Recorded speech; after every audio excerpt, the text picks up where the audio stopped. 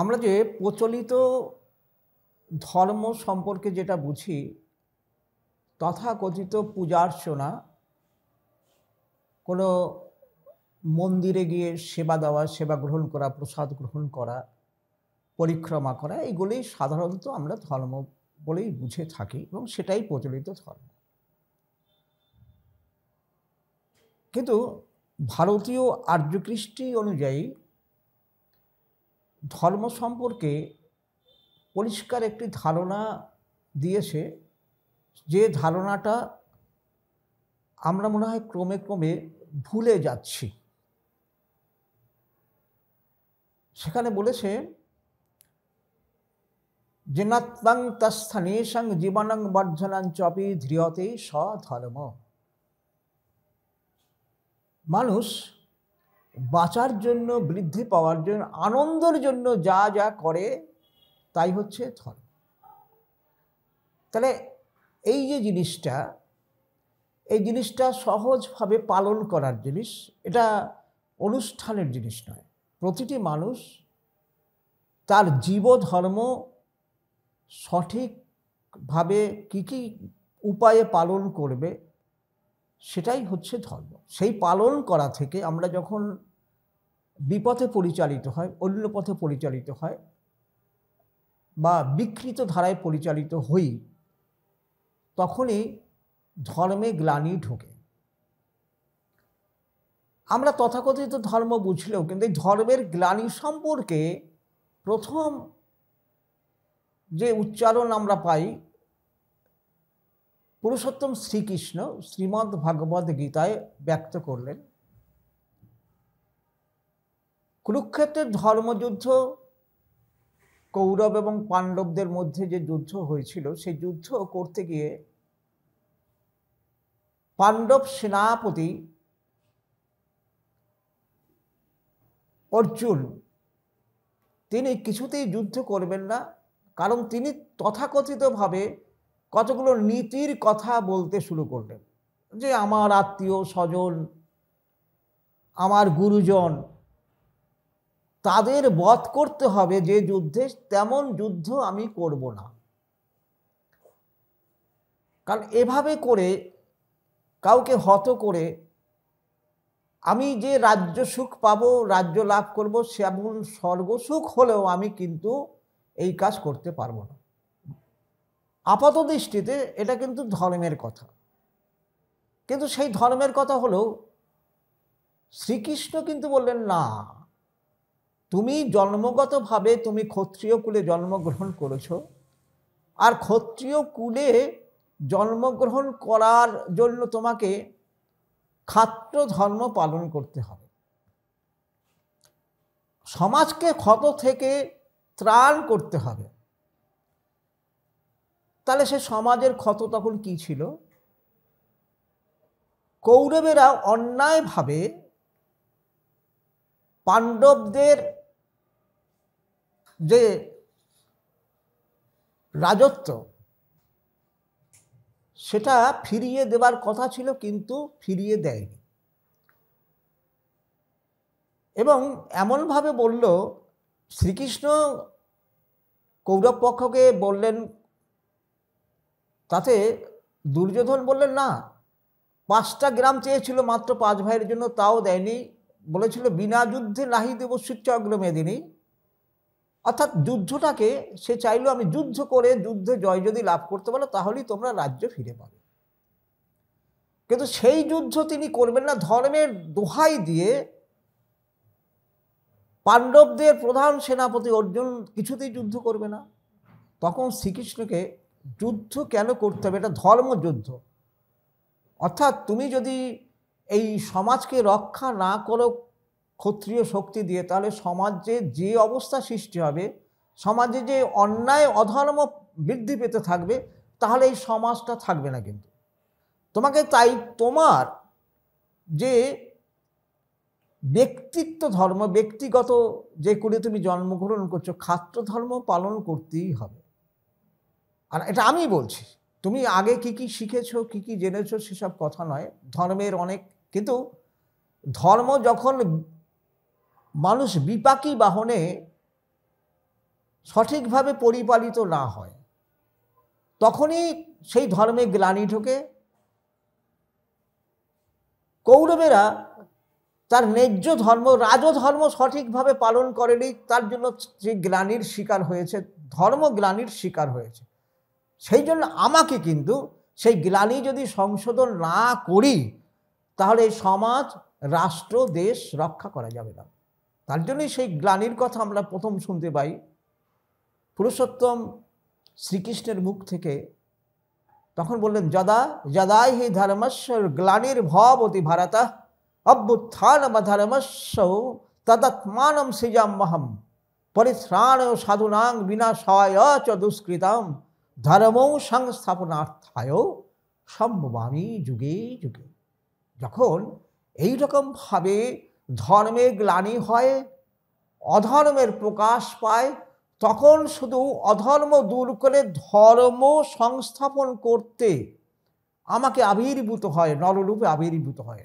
এর থেকে বোঝা গেল, যখন পুরুষোত্তম রূপে ঈশ্বর আবির্ভূত হবেন, তখন তিনি যা বলবেন তার যে বাণী, সেই বাণী হচ্ছে আমাদের কাছে ধর্ম।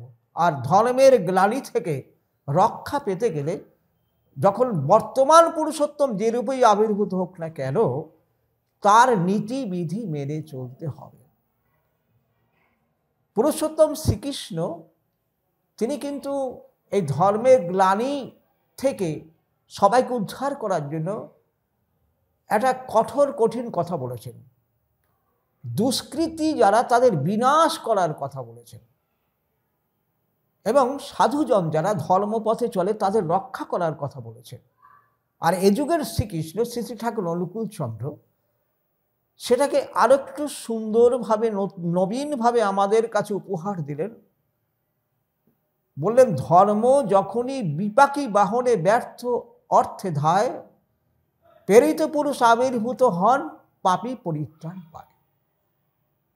তাই ধর্মের গ্লানি নিয়ে যারা ধর্মপথে চলছে না, তারা সমাজকে নানাভাবে ক্ষত বিক্ষত করে, আর সেই ক্ষত বিক্ষত সমাজকে নতুন করে আবার পুনর্বিন্যাস করে পুনর্নির্মাণ করতে বিধি নিয়ে আসেন। তিনি হচ্ছেন পুরুষোত্তম।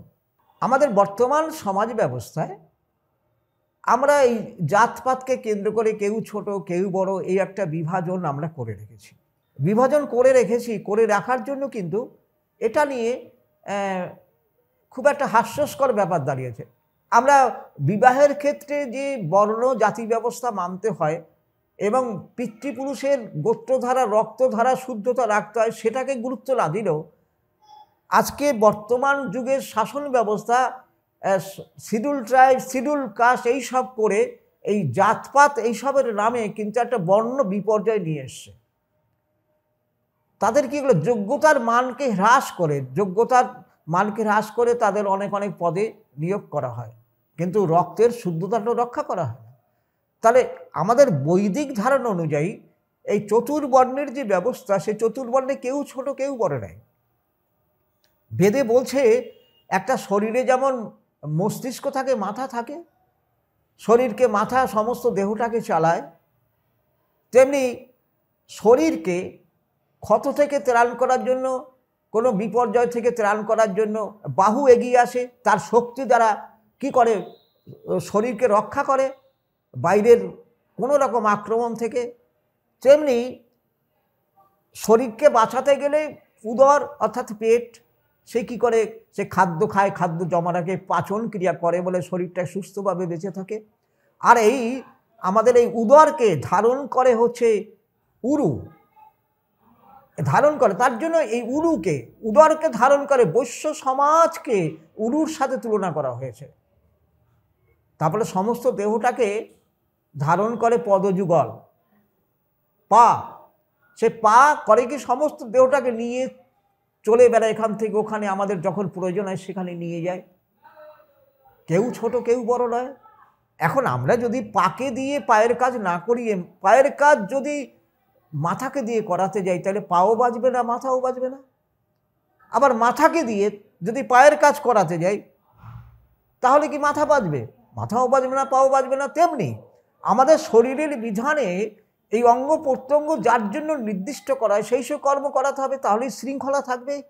তেমনি সমাজের প্রত্যেকের ভিতরে এই যে বর্ণাশ্রমের বিপ্র, ক্ষত্রিয়, বৈশ্য, শূদ্র, তাদের গুণগত উৎকর্ষ অনুযায়ী, সেই গুণগত উৎকর্ষ অনুযায়ী তাদের যদি কর্ম করানো হয়, জীবিকা নির্বাহ করানো হয়, এটাকেই আমাদের আর্য কৃষ্টিতে বলা হয়েছে সাধু উপায়, সৎ উপায়। কেউ অন্যায় করবে না। যার জন্য আমাদের ঠাকুর অনুকূল চন্দ্র যে ইষ্টবিধির প্রবর্তন করেছেন, সেই ইষ্টবিধির মাধ্যমে আমাদের সকলের ভিতরে বর্ণ ধর্ম পালন করার ছিল এত সুন্দর ব্যবস্থা করলেন, একেবারে ঐতিহাসিক ব্যবস্থা। এ নিয়ে গবেষণা করতে হবে। কেমন? ঠাকুর ধৃতি বিধান গ্রন্থে একটা বাণীতে বলছেন, ঈশ্বর অনুধ্যায়িতা নিয়ে, মানে সবাইকে ভগবান মনে করে, গণহিতি অনুচর্যায় সমস্ত বর্ণ, তাদের বলা হয়েছে ছোট বড়, আমরা যাকে বলি, যেসব বর্ণ বলি, জাত বলি, টাকা পয়সায় অর্থের দিক দিয়ে ছোট বড় বলি, তাদের বলা হয়েছে প্রত্যেককে গণহিতি তাদের হিত সাধন করতে হবে।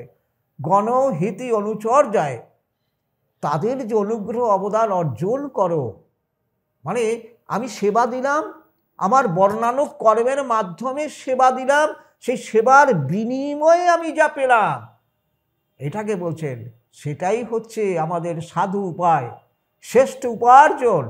আর তাই বলছে তার থেকে তোমার ইষ্টকে তুমি যা নিবেদন করো, তাই সেটাই শ্রেষ্ঠ ইষ্টভীতি।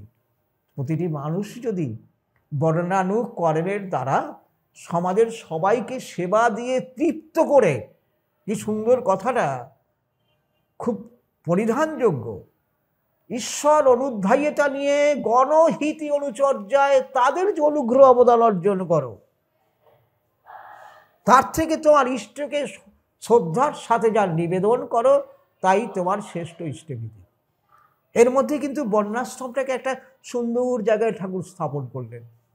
আমাদের সৎসঙ্গের আন্দোলনে আমরা দেখতে পাই, আমরা যখন আনন্দবাজারে প্রসাদ গ্রহণ করি, সেখানে কিন্তু সব বর্ণের লোক পাশাপাশি থাকে, বৈশিষ্ট্যের পালন পোষণ করে, কেউ ছোট কেউ বড় নয়। কিন্তু রক্তের যে ধারা, সে ধারাটাকে বিবাহের মাধ্যমে কিন্তু রক্ষা করতেই হবে। সেখানে যদি বিপর্যয় হয়, তাহলে কিন্তু ধর্মের আবার গ্লানি ঢুকবে।